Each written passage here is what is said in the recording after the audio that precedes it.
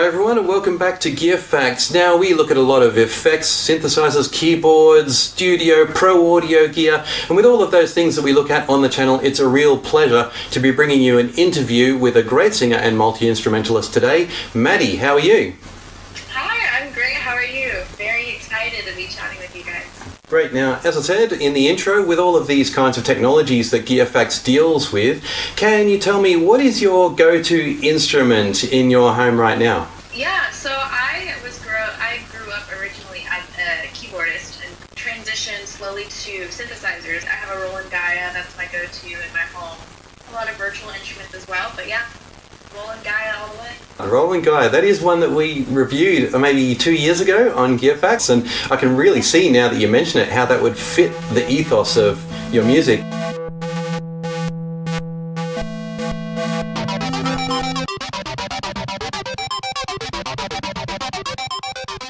Following on from the Gaia though, is this quintessential in your music? Is this a big part of the Madi sound? Yeah, I definitely would say so. I work with a lot of other producers, a lot from the Netherlands, a lot from Australia. Half of the producers I work with are analog and then the other half are more digital. If you listen to any of my songs, most of it's pretty synth heavy. A lot of it are just based off of, patches that I've tweaked around with. It definitely reflects everything that I love about especially electronic music. And you mentioned the age-old struggle between digital and analog as well, which can get into a pretty hot debate sometimes between some musicians. Both have such a brilliant contribution to make to our music. I sense that you're picking up the same thing there. And I was also fascinated to hear that you're working with producers in Australia. Yeah, of course. It's definitely working with anyone in a different country. There's a lot of the time barriers, and sometimes the language can be a bit different, especially in Australia. But and we can't talk English no good. Definitely different lingo there. But I feel a lot more connected when I work with people, that are outside of my little bubble.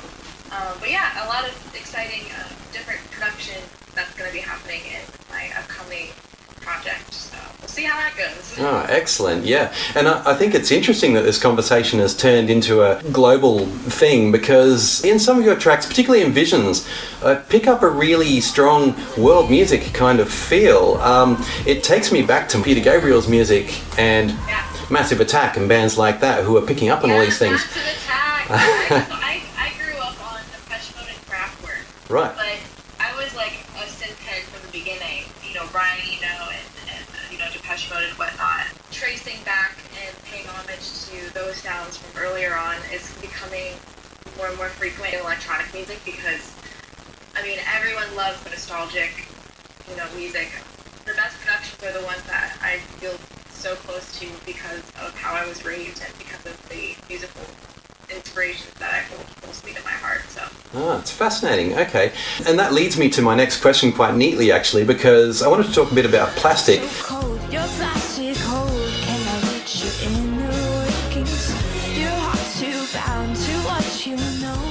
It's got a really engaging beat and such a grabby feel to it. And I see in the film clip that you're working with a group of obviously highly professional musicians, and I was wondering if that was a group that you play with regularly, or was that more of a studio arrangement at the time? Yeah, so for Plastic, that's a group that was crafted specifically for that time, and we recorded that this little tiny studio in Colorado during a snowstorm.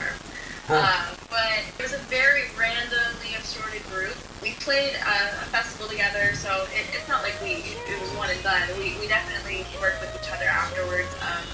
Just incredible guys with incredible hearts. It was a fun time to record. I'm still getting familiar with playing out live and trying to figure out the right group that fits in with the electronic and alternative blend. It feels like a live band, but also has that electronic element. So I'm still kind of navigating a good group and a good fit for me. But in terms of that song, especially, I think it was a perfect little assembly, and that was a really fun night, despite the blizzard going on. It looked like you were having a sensational time, yeah. And what you've said there reminds me, my channel is all about consumer advice, really, when it comes to the the quality and value of musical instruments. And a big part of that is my advice to people that they should just buy the one that makes them smile. Sometimes it's not about specification and things like that. It's just, this synth just feels right, so I'm going to buy it. This guitar feels right, I'll buy it. Maybe it's the same with people that you play music with. Absolutely. And going to instruments especially, I mean, this is my first electric ever, and, you know, I've played many, you know, fun, different types of guitars. I will always hold this guy close to my heart. It's a Les Paul. Even in terms of the aesthetic of this guitar, I think perfectly matches my brand. The people as well, whoever you're playing with, that reflects who you represent when you're on stage, when you're laying it all out there and being your most vulnerable self. Who else is being vulnerable with you in the moment? Because playing music out, it can get pretty weird, and you have to share with the right people and the right gear, you know? Absolutely. And I had that once too, in a band, the most successful band that I was in. I actually played exactly the same guitar, I'm pretty sure. It was a burgundy Les Paul Studio, I think it was. And regrettably, I sold it back in 2002 or something like that, which is something I still regret to this day. I really hear what you're saying about the familiarity and the kinship that you have with your instrument, and I'm really glad that you've kept that one for such a long time. That's really nice to hear. I have an acoustic back here. I've never even heard of the brand before, but it was a guitar that my friend from high school just gave me, his one and only guitar.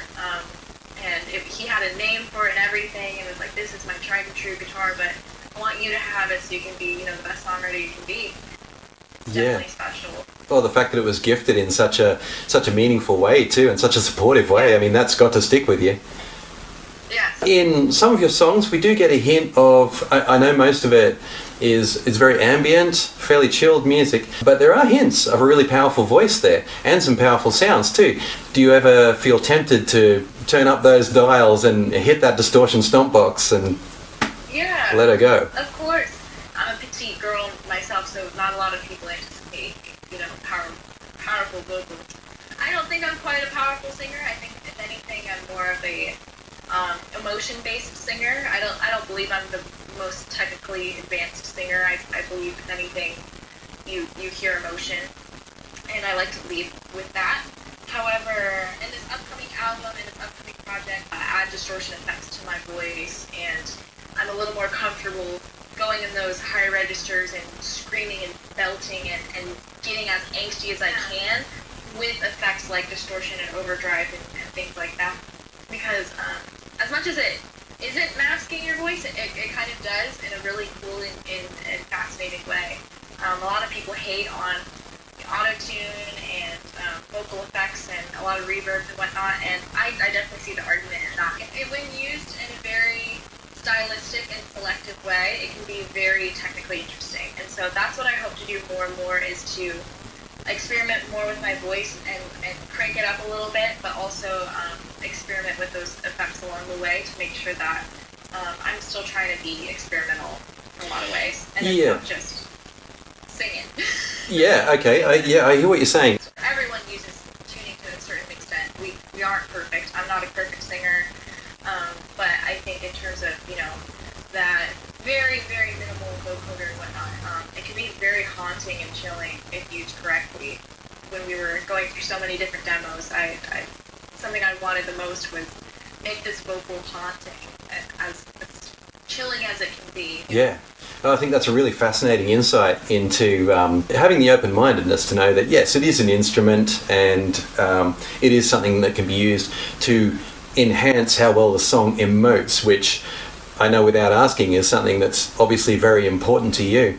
And this whole conversation has been a hugely enlightening experience for me, so thanks very much for that, Madi. And that's all for today, GearFacts friends. Thanks for watching that fascinating interview with Madi. And if you want to check out some more of Madi's work, here are some interesting links for you to follow. Sincere thanks to Madi and her management team once again, and thank you for watching GearFacts. We'll see you on the next one.